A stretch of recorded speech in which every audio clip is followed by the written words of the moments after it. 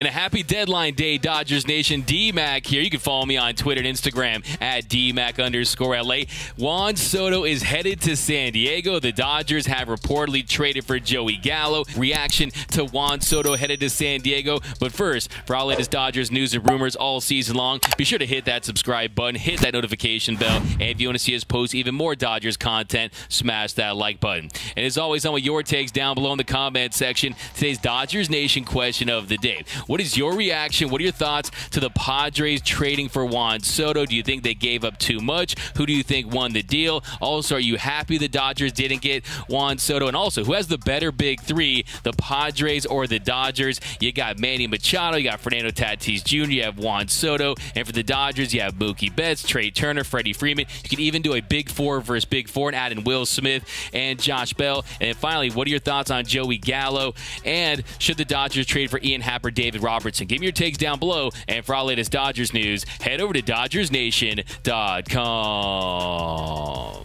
So we got some big breaking news early this morning. Juan Soto is headed to the San Diego Padres. Jeff Passan tweeted out, the San Diego Padres are finalizing a deal to acquire superstar outfielder Juan Soto from Washington, sources tell ESPN. One of the biggest deals in baseball history goes down, and it sends the 23-year-old to San Diego, where he'll team up with Fernando Tatis Jr.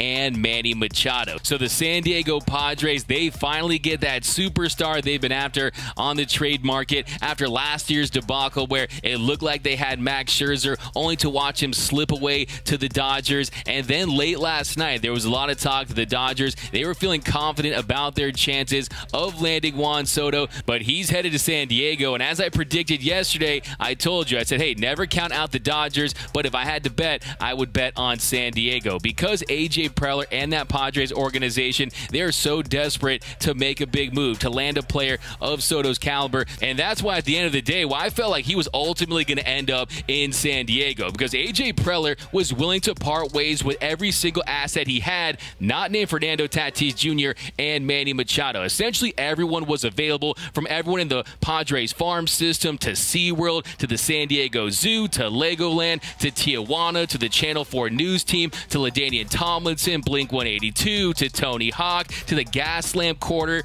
to Torrey Pines to the best Mexican food that you've ever had in your life. He threw in a couple trolleys, some season tickets to San Diego State football. He was willing to give up just about everything. My man went order 66 and said, hey, everyone's available. We're going to find a way to get this job done. Now, we had some fun with that over on Twitter earlier. You guys, that was good times. Now, what do they actually give up to get Juan Soto? Well, it was a combination of top prospects and former top prospects that are already big league ready talent. Mackenzie Gore, he's a former top prospect. He was the former top pitching prospect at one point. Last year, he was the number 6 prospect in all of Major League Baseball. This year's gotten off to a rough start, an 84 ERA plus, still trying to figure things out. Very young at just 23 years old. And then there's shortstop C.J. Abrams, who coming into the 2021 season was the number 8 prospect in all of Major League Baseball. So far this season, hasn't had a lot of success, a 77 OPS plus, but he's a guy that could definitely be a middle infielder for 8 to 10 to 12 seasons. Definitely potential there.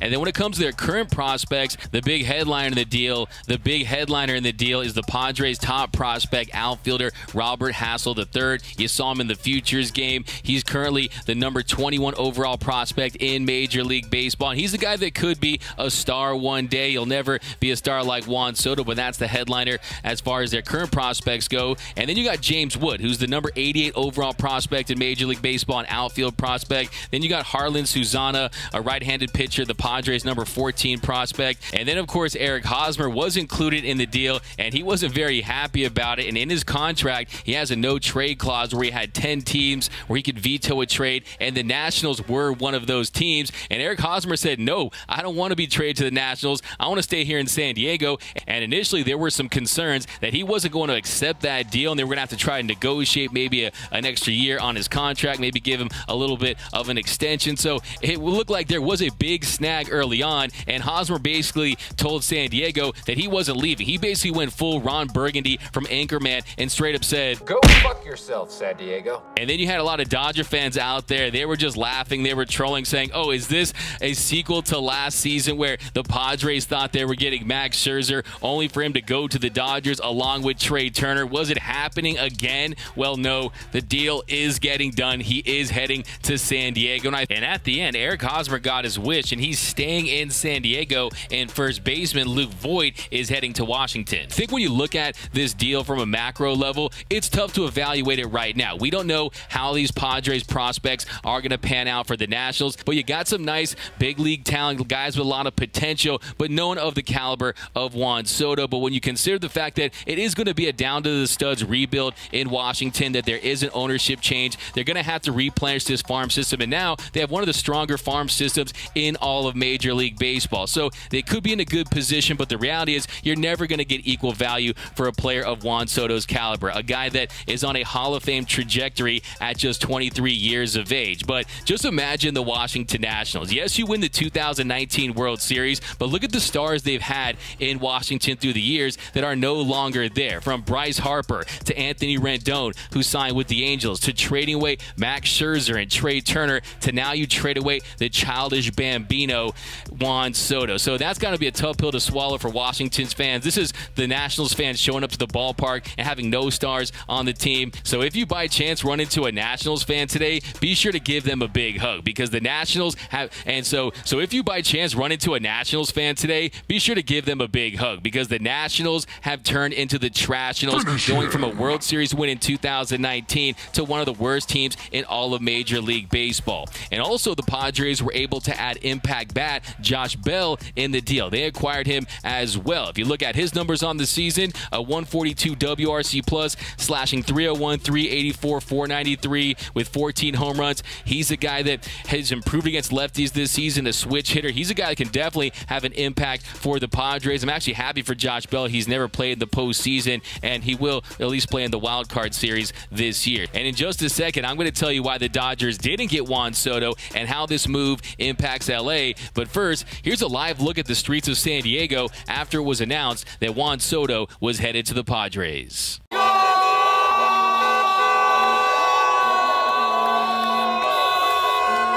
No, but seriously, if your team traded for Juan Soto, you'd probably be dancing in the streets too. But no, the Padres making a big impact move. I do kind of feel bad for Soto. The fact that he has to wear these terrible City Connect uniforms. It looks like Taco Bell from the 90s just took a dump on them. It looks like just some terrible sherbet. It's not a good look, but hey, they're going to be an exciting team to watch. Now, why'd the Dodgers not get Juan Soto? Well, just look at the package the Padres put together. They gave up their #1 prospect. So the Dodgers, they would have to give up either a Bobby Miller or a Diego Cartaya. Also, their #3 prospect, possibly a Michael Busch, included in that deal. And then they gave up their #14 prospect. And who's in that range for the Dodgers? I'm talking about James Goatman. James, you can't get me out, man. They could have wanted him, and we're talking about one of the best players in the history of baseball, right? I mean, just think of baseball in Southern California. Think of all the superstars that play here now. You have James Outman, Fernando Tatis Jr., Juan Soto, Manny Machado, Shohei Ohtani, Mike Trout, Freddie Freeman, Mookie Betts, and Trey Turner. Just look at all that talent. I mean, look, you don't have to think the Dodgers and the Padres is a rivalry, but that is must-see MLB. When you talk about that level of talent just clashing, and the Dodgers and Padres, they face each other 12 more times this season. And I think a takeaway for me from all of this is the fact that the Dodgers, they've already pulled away in this division. They already have a double-digit lead. They're currently up 12 games on the Padres, and I think the Dodgers are in a great situation where, yes, they might not make a huge blockbuster trade, but they can put themselves in a position to get fresh and get right for the postseason. You're not going to see the Dodgers hopefully run out of gas like they did in 2021, where Julio Urias and Walker Buehler, Max Scherzer all ran out of gas late in that series. The injuries to Justin Turner, Max Muncy, and Clayton Kershaw. So the Dodgers are going to be in a much better position, especially when you consider a lot of the guys they're getting back. Blake Trinan, his shoulder's feeling good again. Dustin May, he's been dominant at the minor league level. Edwin Rios is coming back. And Walker Buehler, that's a big wild card, because if he comes back and he looks anything like the Walker Buehler of old, then it's going to be lights out for this Dodgers starting rotation. So I think if you're the Dodgers right now, you're okay. I mean, it's a big splash. You probably wanted Juan Soto, but the Padres got him. And I think when you compare their two big threes, you look at Fernando Tatis Jr., he's still on the mend. He's a few weeks away from returning. He has a career 153 WRC+, and then Manny Machado having himself an MVP caliber season, a 145 WRC+, and then Juan Soto, a 151 WRC+, one of the best hitters in the game, has some of the best play discipline in the game. He's postseason certified. He's an absolute beast. We know that. But hey, the Dodgers, they're no chopped liver. They have some of the best players in the game themselves, and their big three is as formidable as any. Mookie Betts, a 142 WRC+, a former MVP. Trey Turner, a 141 WRC+, one of the best hitters in the game. And then you talk about Freddie Freeman, who quietly is starting to put himself in the MVP conversation, in my opinion. He has a 164 WRC+. He's been durable all season, posting all year. So look, the Dodgers' big three doesn't take a back seat to anyone, and it's going to be a fun clash to watch. So 12 more games between the Padres and the Dodgers. But the good thing for LA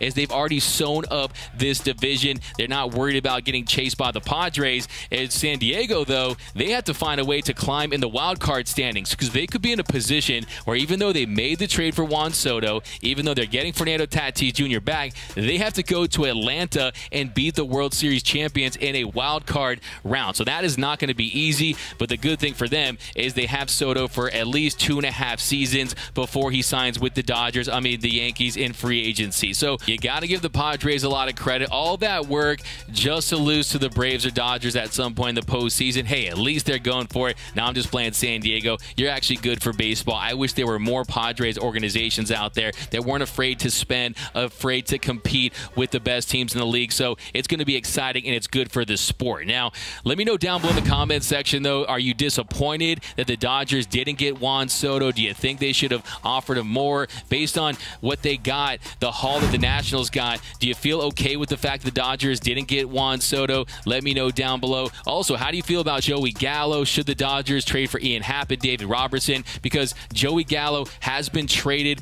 to the Dodgers for pitching prospect Clayton Beeter. We're going to drop a video on that in a few hours. Then also, we're going to break down the rumors that are still going on with JD Martinez and Ian Happ and some other names out there that are still available on the trade market. But let me know down below. My name is Doug McCain. You can follow me on Twitter and Instagram at DMac_LA. For all latest Dodgers news and rumors all season long, be sure to hit that subscribe button, hit that notification bell, and if you want to see us post even more Dodgers content, smash that like button. And until next time, think blue, bleed blue, and I'm out.